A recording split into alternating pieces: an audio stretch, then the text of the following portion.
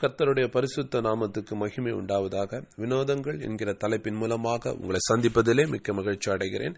இன்றைய வினோதங்கள் தலைப்பில் இடம்பெறும் செய்தி உயரமான கன்மலை.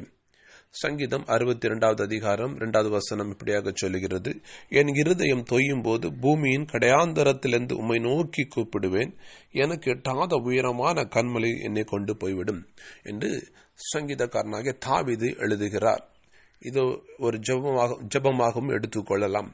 பாருங்க, சங்கீதக்காரனாய் தாவீதுக்கு எத்தனை பிரச்சனைகள், போராட்டங்கள். என்றைக்கு அவர் ராஜாவாக அபிஷேகம் பண்ணப்பட்டாரோ அந்த நாளிலிருந்து அவரை தள்ளும்படியாக பிசாசன் பல விதங்களில் பிரச்சனைகளை கொண்டு வருவதை நாம் காண முடிகிறது.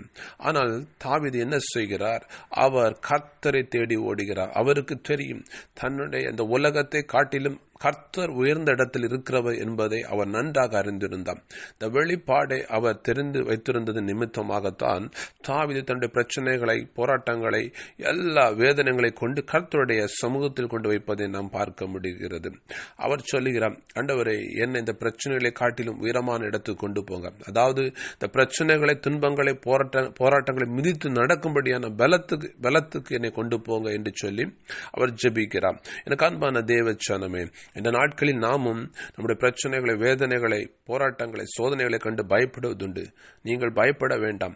ஏனென்றால் அவைகளை காட்டிலும் உயரமான இடத்தில் இருப்பவர் தான் நம்முடைய ஆண்டவராகிய இயேசு கிறிஸ்து என்பதை மறந்து விடாதீர்கள்.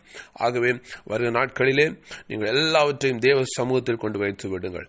அவைகள் உங்களை ஒன்றும் செய்யாதபடிக்கு கர்த்தர், அதாவது நம்முடைய ஆண்டவராகிய இயேசு கிறிஸ்து உங்களை கன்மலையில் வைத்து பாதுகாப்பார் என்பதில் சந்தேகமே இல்லை.